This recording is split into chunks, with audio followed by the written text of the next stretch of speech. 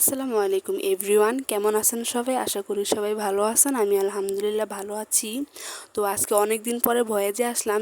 আমি অনেক বেশি বিজি ইদানিং, তো আমি তার জন্য ভয়েজে আসতে পারতেছি না। তো আমি এখন থেকে চেষ্টা করব ভয়েজে আসার জন্য রেগুলার।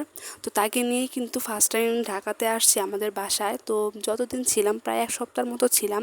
তো ততদিনই কিন্তু বের হয়েছি। তো ওই দিন বের হওয়ার কোনো প্ল্যান ছিল না, প্রায় 4টা বেজে গিয়েছিল। তো উনি হুট করে বলতেছে চলো বাহির থেকে একটু বের হই, বাহির থেকে ঘুরে আসি। তো বলতেছিলাম যে কোথায় যাবা? তো সে বলতেছিল যে মার্কেটে যাবে, তার একজন পরিচিত একজন আছে, তার জন্য একটা বোরকা কিনতে, তার ফ্যামিলির একজনের জন্য আর কি। তো আমি আর বুঝতে পারিনি কিছু, তার মনে কিছু ছিল, আমি তো এটা বুঝতে পারিনি কখনোই। তো ভাবলাম যে হ্যাঁ বোরকা যেহেতু কিনবে তো গিয়েছিলাম। তো বোরকার ভিডিওটা আমি করিনি, দিয়ে আমি ভাবছিলাম যে অন্য একজনের বোরকা, তো আমি অত ওই বোরকার ভিডিওটা করা হয় নাই। তো বোরকাটা কেনা হয়েছিল। তো বোরকাটা কেনার পরে তার অনেক শখ ছিল যে আমাকে কাচের চুড়ি কিনে দিবে।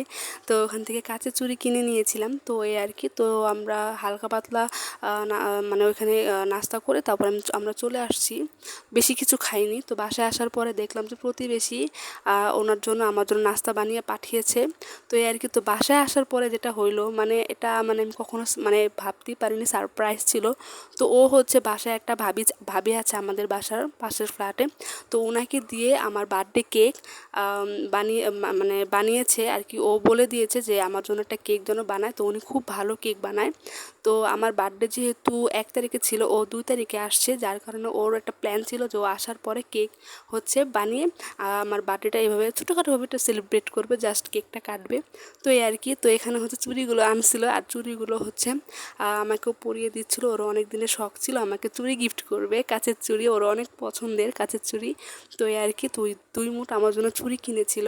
তো এই আর কি। আর বোরকাটা আর কি যেটা বলতেছিলাম, তো বোরকাটা ও মূলত আমার জন্যই কিনেছিল, সারপ্রাইজ। ও আসলে কখনোই বলে না আমার জন্যই কিনে, বাট অন্য কোনো নাম দিয়ে বলে যে এর জন্য ওর জন্য। হ্যাঁ আমার পছন্দেরই কিনে, বাট আমি বুঝতেই পারি না, এমনভাবে বলে আর কি। তো পরে আর কি বলে যে না এটা সারপ্রাইজ ছিল। তো ওই বোরকাটাও আমি অনেক পছন্দ করে কিনেছিলাম। তো ওই বোরকাটাও ও বাসায় আসার পরে বলতেছে না এটা তো তোমাকে সারপ্রাইজ দেওয়ার জন্য কিনেছি।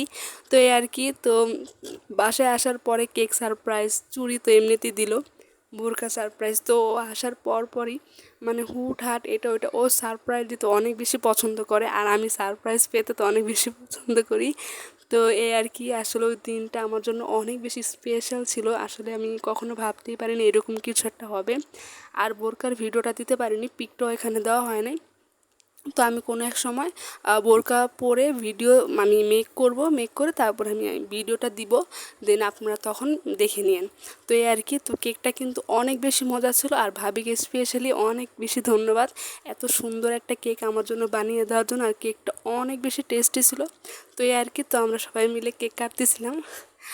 আর এখানে কেকটা কেটে আমি ছিলাম, আমার ছোট ভাই ছিল, সবাই মিলে কেকটা কেটেছিলাম। আর কেকটা অনেক বেশি মজা ছিল। তো ভিডিওটা কেমন লাগলো অবভিয়াসলি জানাবেন। তো সবাই ভালো থাকুন, সুস্থ থাকবেন। আসসালামু আলাইকুম।